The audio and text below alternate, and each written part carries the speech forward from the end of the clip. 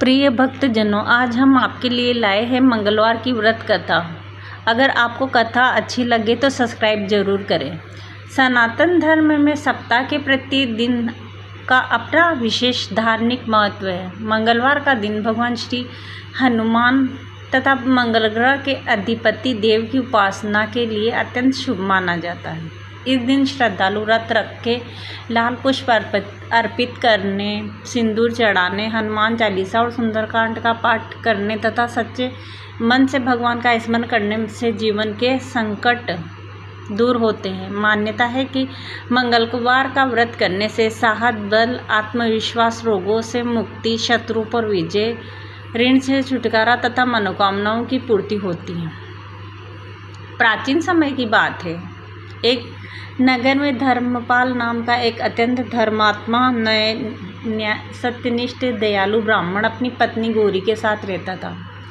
दोनों पति पत्नी भगवान के परम भक्त थे। वे प्रतिदिन स्नान करते, पूजा पाठ करते, अतिथियों का सत्कार करते, गरीबों को भोजन कराते और सदैव सत्य के मार्ग पर चलते। नगर में उनका बहुत सम्मान था, किंतु उनके जीवन में एक ही दुख था। विवाह के अनेक वर्षों बाद भी उन्हें संतान का सुख नहीं प्राप्त हुआ। अनेक यज्ञ, दान, व्रत और तीर्थ यात्राओं करने के बाद भी उनकी गोद सुनी रही। समय बीतता गया, परंतु उनकी आशा समाप्त नहीं हुई। प्रतिदिन भगवान से ये प्रार्थना करते कि उनके घर में संतान का जन्म हो, जिससे उनका जन्म पूर्ण हो सके। एक दिन नगर में एक महान तपस्वी आए। उनके तेज से पूरा वातावरण आलोकित हो उठा। धर्मपाल और गौरी उनकी श्रद्धापूर्वक सेवा की। महात्मा उनकी सेवा से प्रसन्न हुए। बोले, वत्स, तुम दोनों के चेहरे पर किसी गहरे दुख की छाया दिखाई देती। बताओ, तुम्हें किस बात की चिंता है? धर्मपाल ने विनम्रता से कहा, गुरुदेव, भगवान की कृपा से हमारे पास सब कुछ है, परंतु संतान का सुख नहीं है। यही हमारे जीवन का सबसे बड़ा दुख है। महात्मा कुछ क्षण ध्यान में लीन रहे, फिर बोले, यदि तुम श्रद्धा और नियम पूर्वक लगातार 21 मंगलवार का व्रत करोगे, तो भगवान हनुमान की उपासना करोगे, तो निर्धनों को भोजन कराओगे, तो तुम्हारी मनोकामना अवश्य पूर्ण होगी। दोनों ने उसी दिन से मंगलवार का व्रत आरंभ कर दिया। प्रातःकाल ब्रह्म मुहूर्त में उठते थे, स्नान करके लाल वस्त्र धारण करते, भगवान हनुमान का पूजन करते, सिंदूर और चमेली का तेल अर्पित करते, हनुमान चालीसा का पाठ करते तथा पूरे दिन संयम रखते। सायंकाल पूजा के बाद गरीबों और ब्राह्मणों को भोजन कराकर स्वयं प्रसाद ग्रहण करते। धीरे धीरे 21 मंगलवार पूर्ण हो गए। उनकी अटूट श्रद्धा और भक्ति से भगवान हनुमान अत्यंत प्रसन्न हुए। कुछ समय बाद गौरी ने एक तेजस्वी पुत्र को जन्म दिया। पूरे नगर में हर्ष का वातावरण छा गया। ब्राह्मण ने उसका नाम मंगल रखा, क्योंकि वह मंगलवार के व्रत के प्रभाव से हुआ था। बालक मंगल बचपन से ही अत्यंत बुद्धिमान, विनम्र और वीर था। वह प्रतिदिन अपने माता पिता के साथ भगवान हनुमान की पूजा करता। जैसे जैसे वह बड़ा हुआ, उसका तेज और सदाचार देखकर सभी लोग उसकी प्रशंसा करते। एक दिन नगर में भयंकर अकाल पड़ गया। वर्षा नहीं हुई, खेत सूख गए, नदियां सिकुड़ गई और लोगों ने अपने भोजन का संकट उत्पन्न हो गया। धर्मपाल ने अपने घर का अन्न गरीबों में बांटना शुरू कर दिया। गौरी ने बिना किसी सहायता से उसका साथ दिया। शीघ्र ही उनके घर का सारा अन्न समाप्त हो गया। एक रात धर्मपाल चिंतित होकर भगवान हनुमान के सामने बैठकर प्रार्थना करने लगे।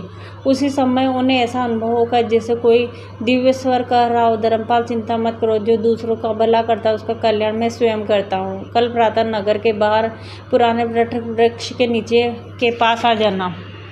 धर्मपाल ने अगले दिन वैसे ही किया। वहाँ पहुँचने पर उन्हें एक वृद्ध साधु मिले। साधु ने मुस्कुराकर उन्हें एक छोटी सी पोटली दी और कहा, इसे ले जाओ, परंतु इसका उपयोग केवल धर्म और सेवा के कार्यों में करना। धर्मपाल ने जाकर जब पोटली खोली तो स्वर्ण मुद्राएं थी। धनराशियों का उपयोग केवल जरूरतों की सहायता, गौ सेवा, मंदिरों की मरम्मत और गरीबों के भोजन के लिए किया। उनके घर में कभी धन की कमी नहीं रही। यह देखकर नगर का एक धनी साहूकार ईर्ष्या से भर गया। उसने सोचा कि धर्मपाल अवश्य कोई गुप्त खजाना छिपे है। उसने राजा कान भर दिया और धर्मपाल ने राज्य का धन छिपा रखा है। राजा ने बिना पूरी जांच किए सैनिकों को आदेश दिया कि धर्मपाल को दरबार में उपस्थित किया जाए। सैनिक उन्हें पकड़कर राजमहल ले गए। पूरे नगर में यह समाचार फैल गया। गौरी और मंगल भगवान हनुमान जी के चरणों में बैठकर प्रार्थना करने लगे, सत्य की रक्षा हो। उसी रात राजा को स्वप्न में भगवान हनुमान जी के दिव्य दर्शन हुए। राजा ने स्वप्न में देखा कि भगवान हनुमान प्रकट होकर कह रहे हैं, राजन, धर्मपाल निर्दोष है।